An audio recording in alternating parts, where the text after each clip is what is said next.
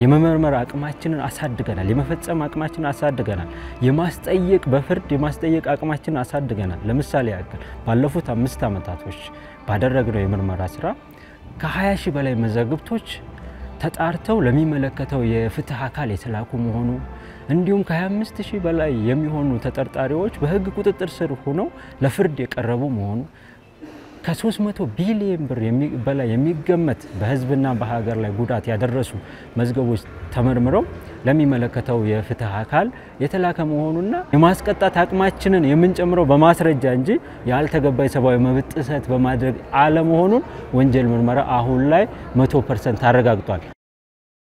ከሪፎርሙ በኋላ ግን ፖሊስ አደረጃጀቱን አወቃቀሩን በሰው ኃይልም በማቴሪያልም በማስተካከል በዚህ ህዝብ ልክ ያለን ህዝብ ታላቅና ታላቅ ስለሆነ እሱንም የሚመጥን ሰራዊት የመገንባት ስራ ተሰርቷል።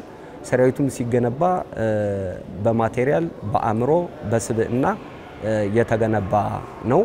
በጣም ዲሲፕሊን ሰራዊት ነው። የተሰጠውንም ተልኮ በመላ ሀገሪቱ ስምሪት በመውሰድ ግዳጁን በብቃት በመወጣት ላይ ይገኛል። ቴክኖሎጂን የመጠቀም አቅምም ቢሆን ቀደም ሲል ስንጠቀምባቸው የነበሩ መሳሪያዎች አሁን እጅግ በአይነትም በቁጥርም እጅግ በጣም አድገዋል።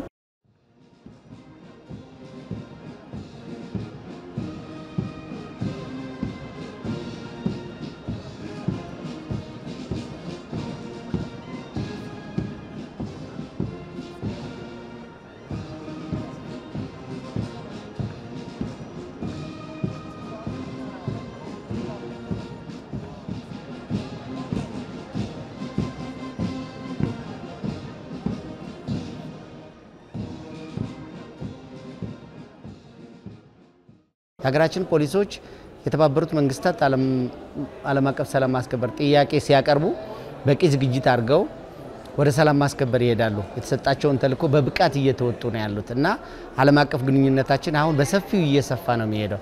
እኛም ሌሎች ተቋማትም አገሮችም ከተቋማችን ጋር ለመስራት ያላቸው ፍላጎት እየጨመረ ነው የመጣው። ከዛ በተጨማሪ በአቅም ግንባታ አሁን ተለያየ ሀገር ስልጠናዎች እናገኛለን። እነዛ ደግሞ ቤስት ፕራክቲስ ለሀገራችን የሚጠቅሙትን ወደ ሀገራችን በማምጣት ተግባራዊ ማድረግ ነው። ድጋፎች ለምሳሌ ለዲኤንኤ ድሮን የተለያዩ አገልግሎት የሚውሉ ማቴሪያሎችን በውጭ ግንኙነት በመናደርገው ግንኙነት ጥሩ እያገኘን ያለና ይሄን እያሰፋን እንሄዳለን። የሀገራችንን ገጽታ ሊገነቡ የሚችሉ ስራዎች እየተሰሩ ነው ያሉት።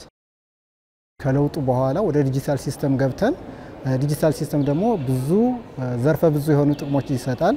አንደኛ ኢንክሪፕትድ ነው አውቴንቲኬትድ ነው የምንጠቀማቸው ሲስተሞች በለውጡ ዙሪያ ለሚመጣብን ጠላት ለምሳሌ ሬዲዮኖቻችን በጠላት እጅ ቢገቡ እንኳን ባለንበት ኦፊስ ላይ ሆነን ያ ሬዲዮ እንዳይሰራና ከጥቅም ውጭ የምናደርግበት ሲስተም የተዘረጋበትና በየትም ቦታ ሰራዊቱ ሬዲዮ ሲንቀሳቀስ እየተከታተልን ምንድነው የሚያስተላልፈው መልእክት ማዕከልም የምናስተላልፈው መልእክት በቀጥታ ለሱ እንዲደርስ የሚደረግበትና ዲጂታል የሆነ ማንም ከሲስተሙ ሰብሮ ገብቶ ሊጠቀምበት የማይችልና ጠላት ሊጠቀምበት የማይችል የሬዲዮ ሲስተም እየተጠቀምን እንገኛለን። ኢንተርናሽናልና ናሽናል ተቋማቶችን እንጠብቃለን። ከዚህ በፊት አቪዬሽን ፖሊስ አልነበረንም። በመዋቅሩ አዲስ መዋቅር ሰርተን ለአቪዬሽን ፖሊስ ለዩኒቨርሲቲ ፖሊስን ለኢንዱስትሪ ፖሊስን ሌሎችም መዋቅሮችን በመስራት አገራችን በመላ አገራችን የወንጀል መከላከል ዘርፉም ሰፋ በማድረግ ሙሉ ሀገራችንን ወንጀል እየተከላከልን እንገኛለን።